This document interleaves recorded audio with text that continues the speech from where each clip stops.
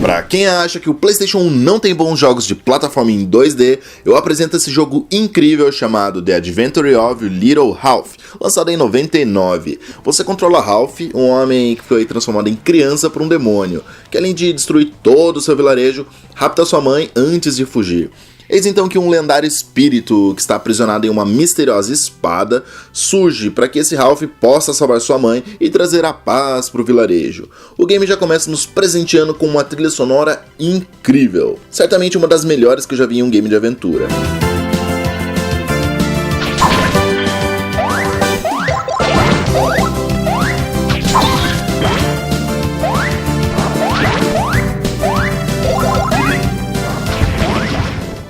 Os gráficos também impressionam logo na primeira fase, onde guiamos Ralph ainda pelo seu vilarejo combatendo os primeiros inimigos. Os comandos são simples e funcionam muito bem.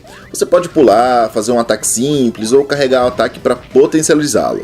Além do traço, o game conta com sprites e movimentações puxadas para um lado mais cômico, o que deixa o gameplay ainda mais agradável.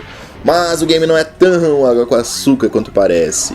As fases são cheias de inimigos para tudo que é lado, e os chefes têm uma dificuldade bem alta, principalmente nas fases seguintes. Todos os estágios têm obstáculos que exigem um pulo preciso e constante do personagem, ou seja, temos uma dificuldade um pouco acima da média, mas nada que tire o brilho desse belíssimo jogo que merecia estar na prateleira de todo dono de um PlayStation.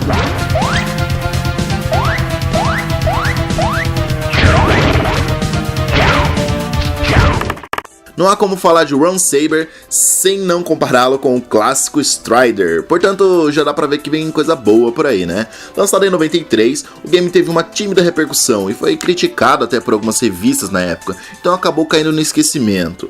Mas eis que estou aqui pra tirá-lo das cinzas e mostrar aí pra vocês. Eu particularmente gostei bastante do game. Por sinal, além de Strider, ele me lembrou muito o Hagani, game que eu também fiz aqui um gameplay no canal há um bom tempo atrás. Porém, com uma jogabilidade nem tão precisa, algo que faz o jogo perder alguns pontinhos aí. Com o tema futurista, os gráficos são bem incompatíveis e a preocupação em sempre mudar os cenários nas fases caiu muito bem. Apesar de curto, o jogo tem uma dificuldade mediana, não é muito difícil não, e ainda fica mais fácil se jogar em modo cooperativo. Aliás, você pode escolher entre Allen e Xena, um cara e uma mina aí, que basicamente possuem os mesmos movimentos, apenas com os efeitos de sabres diferentes. O game é marcado também pelos chefões, sempre gigantes na tela e com um ar meio sombrio. Em linhas gerais, Run Saber é um jogo de plataforma que não chega a impressionar, mas por ser divertido e ter ficado tanto tempo soterrado, merecia seu espaço especial nesse quadro.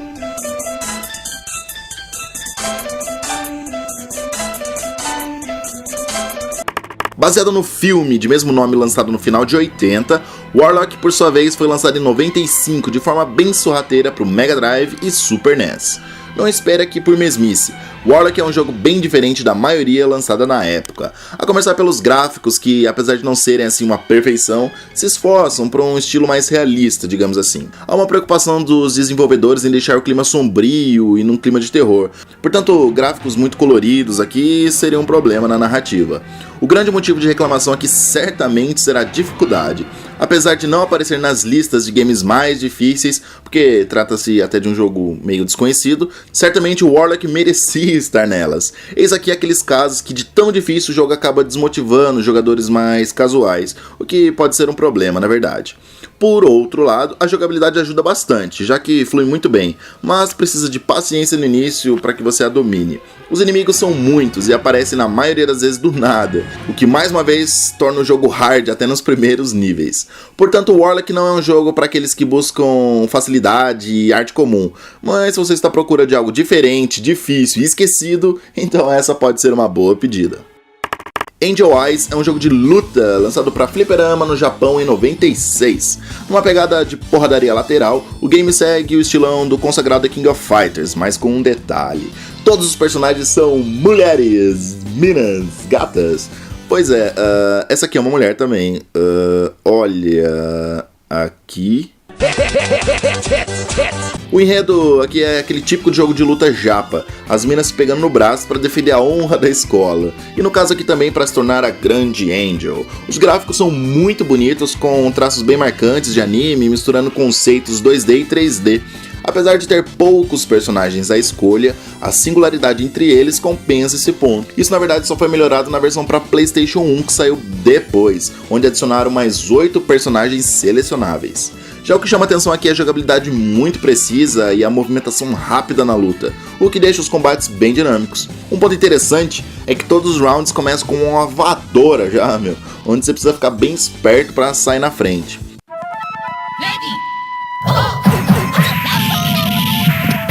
Fica então a dica de um jogo obscuro de luta, para fugir um pouco do básico, eu recomendo.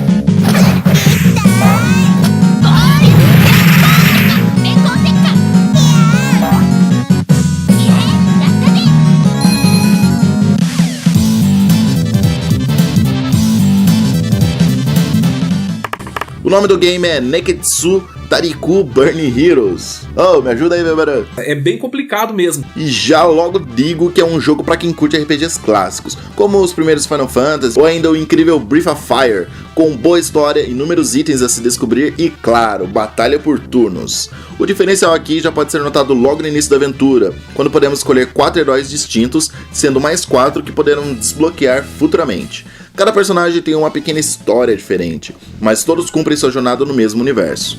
O título foi publicado pela Enix e desenvolvido por um pequeno e desconhecido time de profissionais japoneses chamado J-Force em 1995. Como dá pra sacar, esse jogo nunca cruzou o oceano, portanto os diálogos são todos em japonês. Mas calma que alguma alma caridosa já se encarregou de fazer um patch aí de tradução para o inglês e não é muito difícil encontrá-lo na internet.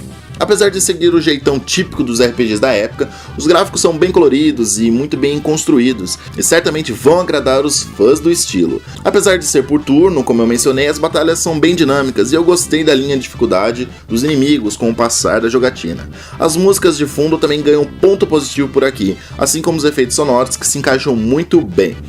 Por fim, não seria exagero dizer que Burn Heroes é um dos RPGs mais raros do Super Nintendo, e tanto mistério assim merece a atenção de todo bom jogador de RPG.